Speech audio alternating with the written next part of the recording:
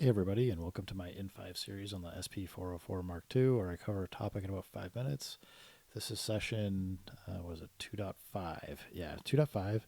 And so far we've kind of got the top 4 pads kind of looping and doing some other things. And now I'm going to introduce using some bus effects. Usually you're looking at like delays or reverbs or any other things. And the 404 Mark II's got some interesting stuff to it. So let's just get these 4 going. So again, like these things are just going to kind of fade in and fade out based on the settings we put in.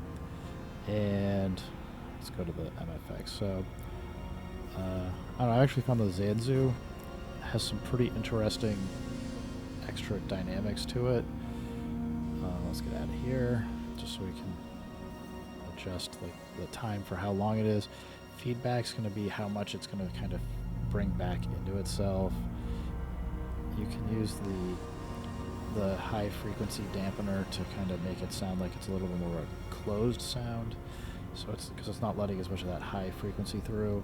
And I'm gonna have to turn it off and back on. If you hold down push to enter on the value knob, you can get into this other space where you can kind of see the level, the mode, like how many taps are there. I think this is just referencing how many like where the frequency bands are. Could be wrong. I have to go read the manual. And sync doesn't really make much sense for us here because we're not syncing to any particular BPM. But just one thing to kind of be aware of if you're using this effect, it could be useful. So that gets us bus 1. If we come in to the EFX, we can see I've got bus 1 routed into bus 2. So it could be worth the bus FX to switch to bus 2. Maybe there's something else we want. Just like use isolator to do some sound sculpting. Like decide if you want to have more bassy or cut out some of the high end. You can kind of manipulate those there. And if we go hit shift and go back to pad 16 to the EFX, you can see right now we've got favorites. We're just on bypass, but if you want to use bus 3 and 4, you have your favorites that have some things that came with it.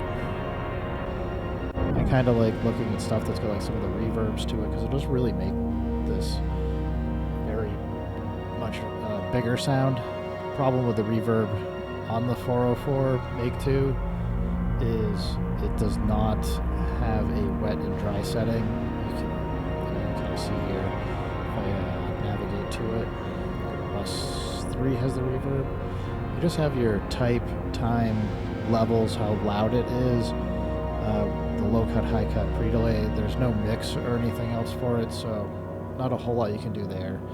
But I would just use this as a way to kind of experiment, put a lot of effects on, kind of see what you're hearing, what you're getting out of it, and you can get some really interesting organic moving sounds that in this case, I mean, they kind of repeat fairly frequently, but you could record a really long, 10, 20, 30 second loop or section of a pad and just have them kind of evolve in and out of each other and get some really cool effects with the Mark II. So anyway, hope that gives you guys some ideas for things to think about for trying to do some non-traditional audio work or ambient work with the Mark II. So have fun, guys, and we'll catch up again soon.